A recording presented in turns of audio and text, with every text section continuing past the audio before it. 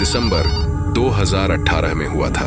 मैं लंबे समय से पड़ोस में एक छोटे से पिज्जा स्टोर चला रहा हूँ। मुझे रात के 12 बजे के आसपास एक ऑर्डर कॉल आया जो एक अपार्टमेंट बिल्डिंग नंबर बी 201 से आया था, जो एक दूर दराज के इलाके में स्थित था। स्टोर लगभग बंद होने का समय था, इसलिए मुझे यकीन था कि कोई और ऑर्डर नहीं होगा और $5 डिलीवरी फी के बचाने के लिए मैंने इसे खुद जाकर देने का फैसला किया।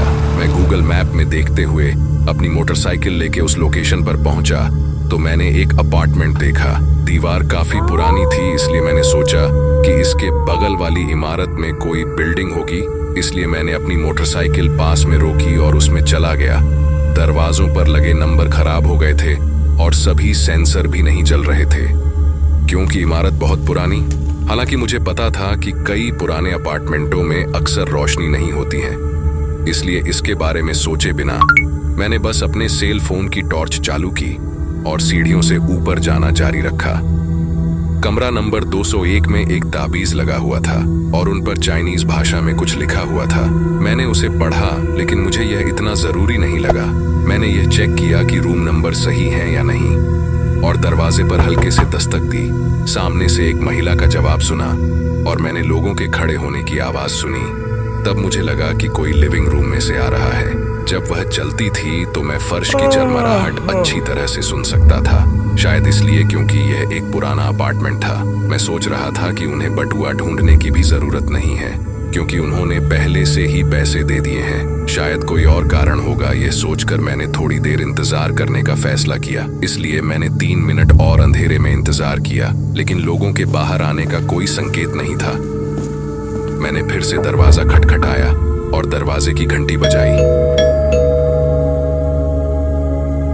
लेकिन उसके बाद भी घर में से कोई जवाब नहीं आया। लेकिन अंदर से मुझे कुछ लोगों की हंसी की आवाज सुनाई दी। टीवी पर तरह तरह के चैनल्स चल रहे थे। मैंने सोचा कि वह व्यक्ति बाथरूम में होगा और फिर से मैंने दरवाजा खटखटाया, लेकिन किसी ने जवाब नहीं दिया। मैं अब और इंतजार नहीं कर सकता था, इसलिए मैंने उस नंबर पर कॉल किया। किस्मत अच्छी थी कि फोन तुरंत कनेक्ट हो गया। पिज्जा डिलीवरी, प्लीज दरवाजा खोलिए। ऐसा लगता था कि जिस व्यक्ति ने पिज्जा ऑर्डर दिया था वह घर पर अपने बच्चों को नाश्ते के लिए देना चाहता था और वह देर रात तक ओवरटाइम कर रहा था। हाँ, मैं अभी बाहर काम पर हूँ। हमारा अपार्टमेंट A-B सेक्शन और A-2B-2 सेक्शन में बता हुआ है। मुझे लगता है कि आप गलत अपार्टमेंट में चले गए हैं। लोग अक्सर कंफ्यूज्ड हो जाते हैं, लेकिन A2 और B2 इमारतें जल्द ही ध्वस्त हो जाएंगी, इसलिए अभी वहाँ कोई नहीं रहता है। जब मैंने सुना कि A2 और B2 बिल्डिंग में कोई नहीं रहता है तो दरवाजे के अंदर से और ऊपर की मंजिल पर सुनाई दे रही टीवी की आवाज अचानक बंद हो गई। मैंने डरावनी फिल्मों में देखा था कि आमतौर पर ऐसे समय टीवी की आवाज तेज हो जाती थी या ऊपर से कुछ नीचे गिर जाता था, लेकिन यहां तो सन्नाटा छा गया था। मैंने ठीक है कहकर फोन रख दिया। अपने सेल फोन की टॉर्च के साथ मैं सीढ़ियों से नीचे उतरा। यह केवल दूसरी मंजिल थी, लेकिन जब मैं नीचे जा रहा था तो ठंड मेरी पिछली गर्दन तक आ गई थी और फिर अचानक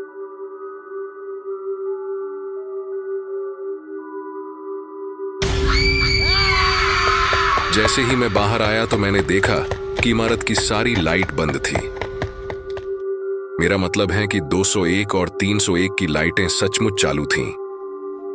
मैं तुरंत घर वापस जाना चाहता था, लेकिन मुझे डिलीवरी पूरी करनी थी, इसलिए मैं इमारत के चारों ओर लंबे समय तक घूमता रहा और आखिरकार इमारत भी मिल गई। अपार्टमेंट की लॉबी जगमगा रही थी और ऐसा लग रहा था कि लोग वहां रह रहे थे। और जब मैंने 201 पर दरवाजा खटखटाया तो दादी और 2 बच्चों ने तुरंत दरवाजा खोला और पिज्जा ले लिया। मुझे A2 के सामने से गुजरना था क्योंकि मैंने अपनी मोटरसाइकिल वहीं छोड़ दी थी। मैं फिर वहां गया, लेकिन वहां सिर्फ सन्नाटा था, जैसे कुछ हुआ ही न हो। जो मैंने औरत, टीवी और हंसी की आवाज A2 इमारत में सुनी, वो क्या था? कभी कभी जब मैं उस दिन के बारे में सोचता हूं तो आज भी मेरे रोंगटे खड़े हो जाते हैं।